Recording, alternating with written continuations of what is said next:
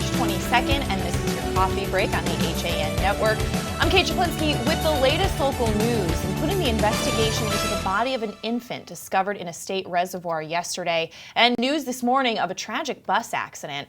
Frank Granito will have a look at your forecast, and later on a Nutmeg Sports Update, and Donald Ang will join us to take a look back on this day in history. But first, Connecticut State Police are investigating after the body of an infant was discovered in a reservoir in Harwington yesterday. Police say troopers were notified the remains had been found on Tuesday morning. State Police major crimes detectives are investigating. That reservoir is maintained by the City of Bristol Water Department. The department says the public water supply is safe and that reservoir has not been used in recent days and will remain offline. The Office of the Chief Medical Examiner will conduct a post-mortem examination to determine the cause and manner of death, as well as help identify the baby. The Connecticut State Police dive team also responded to the scene to search for possible evidence. And NBC Connecticut reports this morning that a school bus driver is dead after a tree fell on the bus in Avon and hit a pole. Police said the crash happened on Country Club Road around 8:55 in the morning. The school bus driver was the only person on the bus, and school officials said it appears that gusty winds caused that crash. The bus driver is a man, but has not been identified yet, according to police. And in other news, Connecticut State Police say a man was fleeing in a stolen 2000 Honda Civic when he lost control in Newtown, causing an accident with an oncoming car. Botsford Fire Rescue, which responded to the scene, posted photos of that serious accident. Police say 32-year-old Rasheem Lewis of Danbury was attempting to elude the Monroe Police Department in a vehicle stop in the northbound lane of South Main Street on Route 25. That vehicle had been reported stolen from a Monroe resident.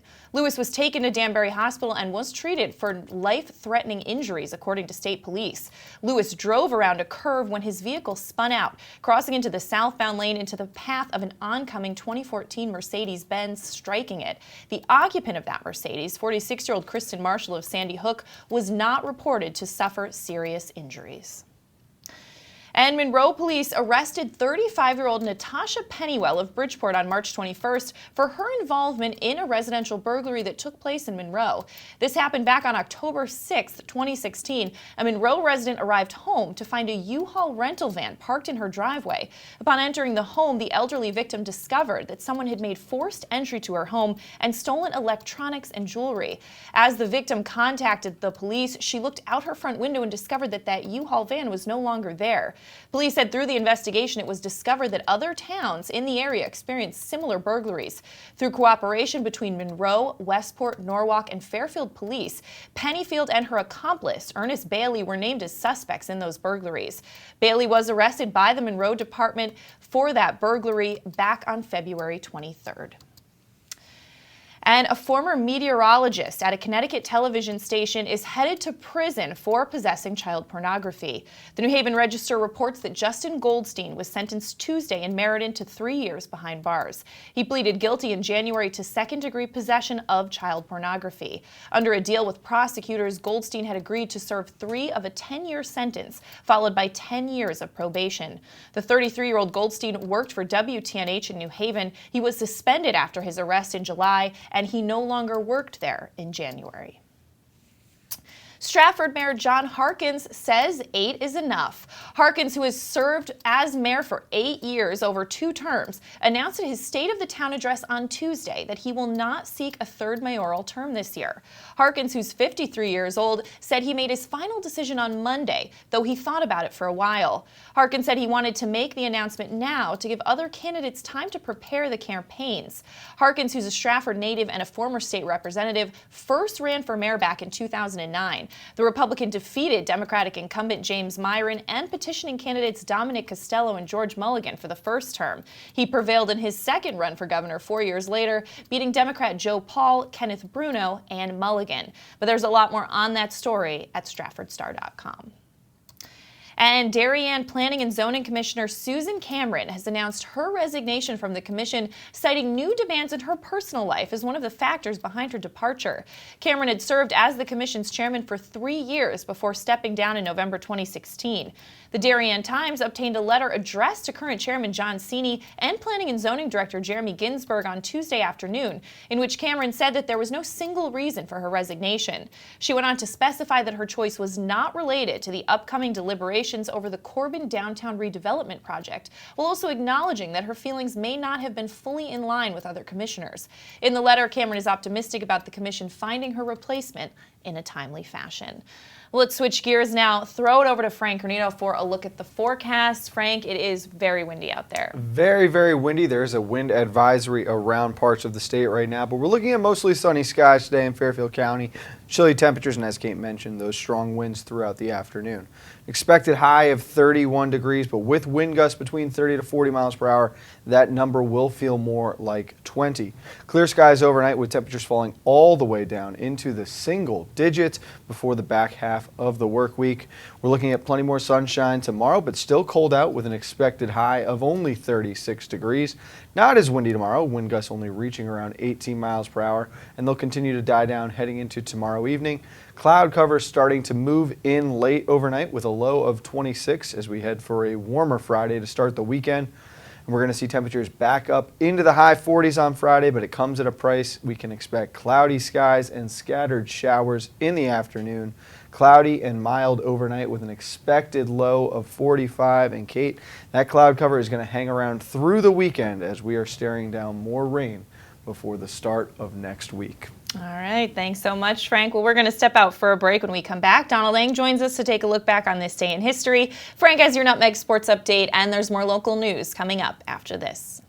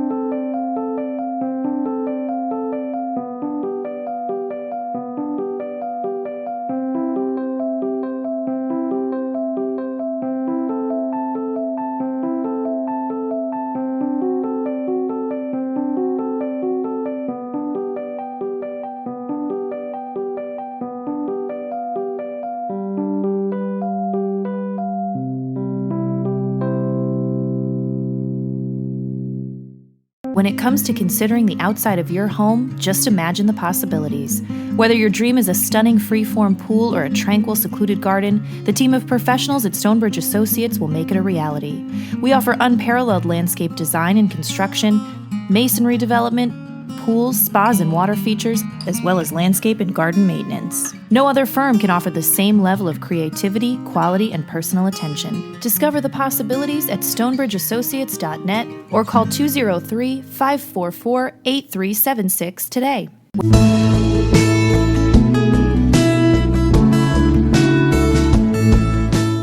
At the Milford Bank, we offer an extensive selection of lending products and services to meet virtually any need.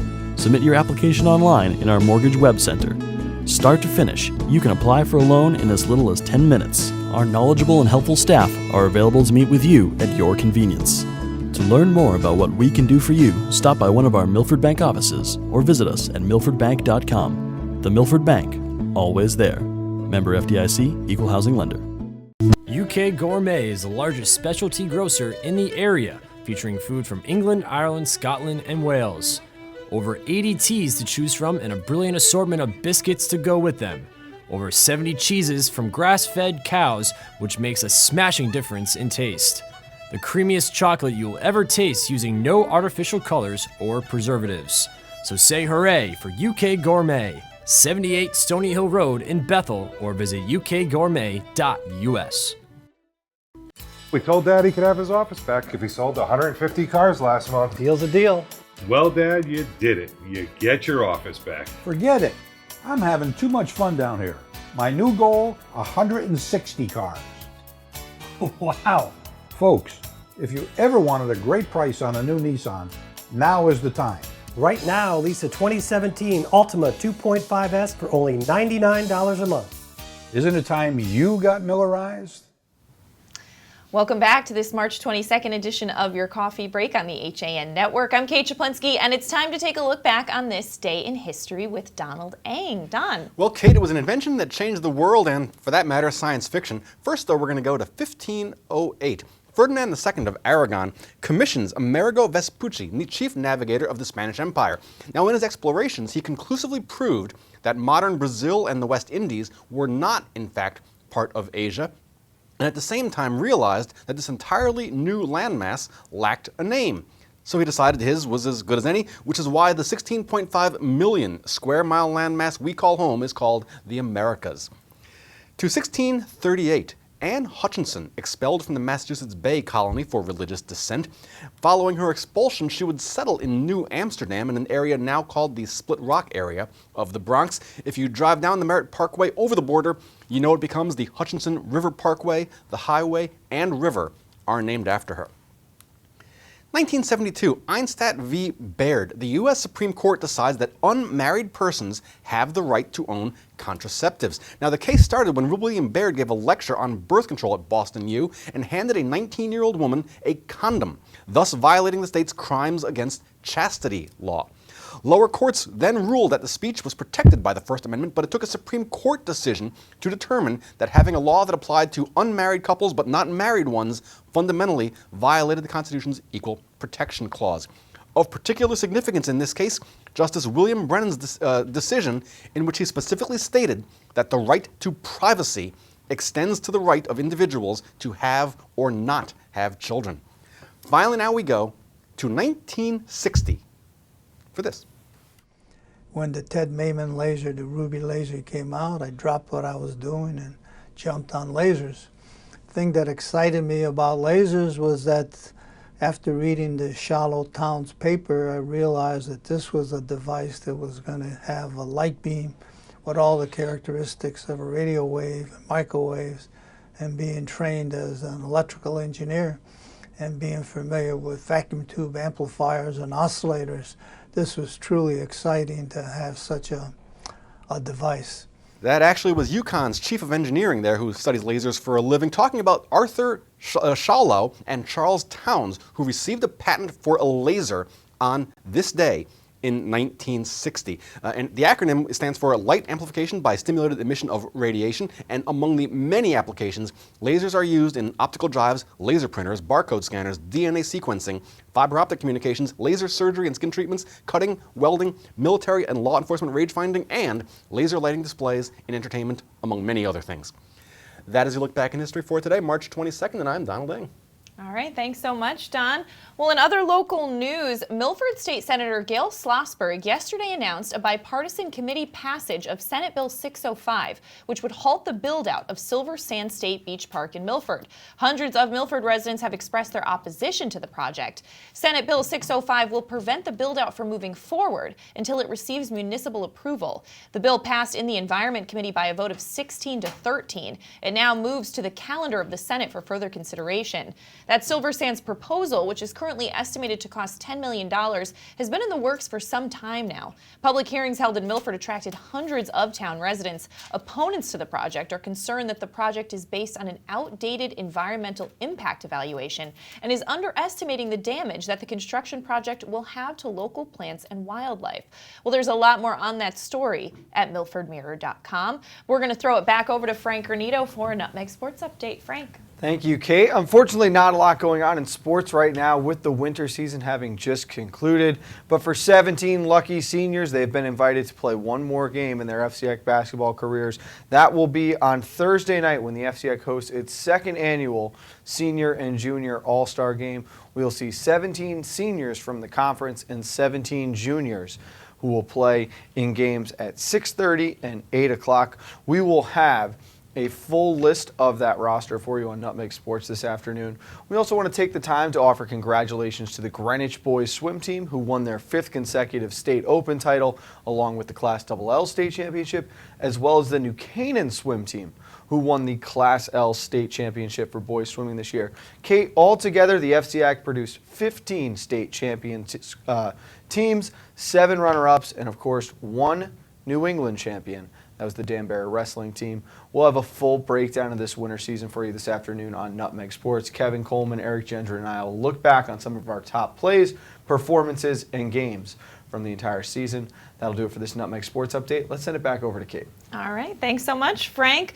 Well, as members of the legislature's Housing Committee, Chair State Senator Tony Wong and Ranking Member State Representative Brenda Kupchik will be co-sponsoring a legislative breakfast and education forum to end homelessness in Connecticut, along with State Senator Gail Schlossberg and State Rep Larry Butler. This will be hosted by the homelessness advocacy organization New Reach, and it's going to be on April 4th from 9:30 to 10:30 a.m. at the Legislative Office Building in Hartford.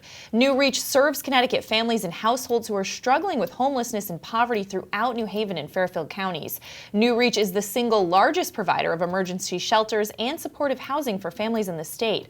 According to New Reach, 100% of their clients are low or very low earning income, below 30% of the area median income. New Reach's temporary and permanent housing programs are designed to serve diverse client compositions, including multi-generational families, residents with HIV/AIDS, residents who are physically or mentally disabled, chronically homeless, and LGBT residents and youth. And in other news, cell phone users who wish for better coverage in New Canaan may have reason to be optimistic. In hopes of continuing to improve cell service around town, the New Canaan Town Council unanimously passed spending $20,000 to continue a contract with Cityscape Consultants, Inc. back on March 16th. Cityscape consults with government entities on wireless communications to help towns navigate the challenges of cell towers. The company works with all issues relating to wireless telecommunications, according to its website. Continuing the contractual relationship with Cityscape will put the town back in a position where the town can make its own decisions on what is needed, according to Chairman Tom Teslick of the Utilities Commission. There's a lot more on that story at ncadvertiser.com, but we're going to step out for a break. And when we come back, we're going to recap some of the top stories we're following on your coffee break after this. On time, done right, safe and reliable.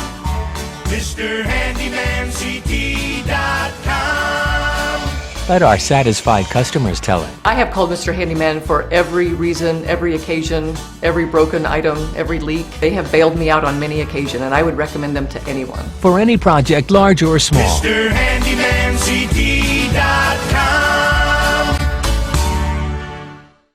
Want a new experience in car buying? Scap Chrysler Dodge Jeep Ram with one of the largest inventories of new 2- and 4-door Wranglers. We are Connecticut's Wrangler headquarters. Come visit our new Ram Truck Center. Browse our websites, scapchryslerjeep.com or scapdodge.net to find the new Jeep, Chrysler Dodge car, minivan, or Ram truck you've been looking for. Just 2 miles from both I-95 or the Merritt Parkway exit 44. Save thousands right now during the spring clearance event and Ram Truck Month, now through March 31st. Have a sports injury or slip and fall that needs immediate care? Coastal Ortho Express Urgent Care gives you direct access to an orthopedic specialist fast, without an appointment. Basketball, hockey, skiing, whatever the sports injury is, sprain or fracture, Coastal Ortho Express can help. Coastal Ortho Express Urgent Care, open Monday through Saturday, now in 2 locations. The iPark Building at 761 Main Avenue in Norwalk and 36 Old Kings Highway South in Darien. Or go to coastalorthoexpress.com, like them on Facebook. While there's still a bite out on the water, most anglers have decided to stow the gear for the winter. Just because Mother Nature isn't cooperating doesn't mean you can't see the latest models of all your favorite gear. With 2 convenient locations, it couldn't be easier to get your fix of summer. Boater, beach bum, fisherman, or simply love the New England coast, this is a unique place to shop. The Dock Shop, 51 Tokenique Road, Darien, 609 Riverside Avenue, Westport, or on the web, dockshop.com. Wild Birds Unlimited. At Wild Birds Unlimited of Brookfield, get expert advice from our certified bird feeding specialists. We offer always fresh, clean seed that will be sure to attract birds to your home feeder. Experience our excellent customer service. Open 7 days a week. Visit us at 317 Federal Road, Brookfield. Wild Birds Unlimited, we bring people and nature together. It's the InSports Athletic Functional Movement Assessment Program. A program that uses a camera, the same camera that you use with an Xbox video game. What it involves is 3 phases. One is the initial test, which will give you a very objective and lengthy assessment of how you are moving and where there may be imbalances. Once test gets the results from the assessment, we'll develop a customized program for the individual. The objective really to try to get as many young athletes through this program as possible. Welcome back to this Wednesday edition of your Coffee Break on the HAN Network. I'm Kate Czaplinski, recapping some of the top stories we're following today. Connecticut State Police are investigating after the body of an infant was discovered in a reservoir in Harwington yesterday. Police say troopers were notified the remains had been found on Tuesday morning. State Police major crimes detectives are investigating. That reservoir is maintained by the City of Bristol Water Department. The department says the public water supply is safe and that reservoir has not been used in recent days and will remain offline. The Office of the Chief Medical Examiner will conduct a post-mortem to determine the cause and manner of death and help identify that baby. The Connecticut State Police dive team also responded to the scene yesterday to search for possible evidence. And NBC Connecticut is reporting this morning that a school bus driver is dead after a tree fell on a bus in Avon and hit a pole. Police said that crash happened on Country Club Road just before 9 in the morning. The school bus driver was the only person on board, and school officials said it appeared that gusty winds caused that crash. The bus driver is a man, but has not yet been identified. And Connecticut State Police say a man was fleeing in a stolen 2000 Honda Civic when he lost control in Newtown, causing an accident with an oncoming car. Botsford Fire Rescue, which responded to the scene, posted photos of the serious accident. Police said 32-year-old Rasheem Lewis of Danbury was attempting to elude the Monroe Police Department in a vehicle stop in the northbound lane of Route 25. That vehicle had been reported stolen from a Monroe resident. Lewis was taken to Danbury Hospital and was treated for life-threatening injuries. Lewis drove around a curve when his vehicle spun out, crossing into the southbound lane into the path of an oncoming Mercedes-Benz, striking it. The occupant of that Mercedes, 46-year-old Kristen Marshall of Sandy Hook, was not reported to have suffered major injuries. And Monroe police arrested 35-year-old Natasha Pennywell of Bridgeport on March 21st for her involvement in residential burglary that took place in Monroe. This happened back on October 6, 2016. A Monroe resident arrived home to find a U-Haul rental van parked in her driveway. Upon entering the home, the elderly victim discovered that someone had forced entry to her home and stolen electronics and jewelry. As the victim contacted police, she looked out her front window and discovered that U-Haul had driven away. Police said through the investigation it was discovered that other towns in the area experienced similar burglaries. Through cooperation between Monroe, Westport, Norwalk, and Fairfield police departments, Pennyfield and her accomplice, Ernest Bailey, were named as suspects in those burglaries. Bailey was arrested by the Monroe Police Department for his involvement back on February 23rd. And finally, there's a happy ending for a dog that was found wandering on I-84. State police report that this little lady was rescued by troopers after she was found wandering on I-84 exit 23 in a Waterbury construction zone. She was taken to Waterbury Animal Control where her owners were located, and she was able to go home. So good ending there. Let's throw it back over to Frank for one final look at the forecast. Frank. Thank you, Kate. Again, mostly sunny skies today around Fairfield County with chilly temperatures and strong winds expected throughout the afternoon. A high of 31, but that will feel much closer to 20 with wind gusts between 30 to 40 miles per hour. Clear skies overnight and temperatures falling all the way down into the single digits as we head towards the second half of the week. Plenty of sunshine tomorrow, but still cold out with a high of only 36 degrees. Not as windy, wind gusts around 15 miles per hour, and we're going to see those start to die down as well heading into tomorrow evening with plenty of cloud cover coming our way for the second half of the week. It will be warmer on Friday, but we're staring down some scattered showers starting in the afternoon. That cloud cover is going to hang around all weekend, and we could be seeing spots of rain all the way through Monday. So we're starting to really get into that spring feel of things now, Kate, Yes, but a spring couple more showers. cold days ahead of us here. All right, thanks so much, Frank. Well, we're going to wrap things up here on your coffee break. But coming up at 12:30, CT Pulse, we're going to break down the Connecticut food scene with a local food writer, so definitely check that out. Of course, 2 o'clock, Nutmeg Sports, and we'll see you tomorrow for your coffee break.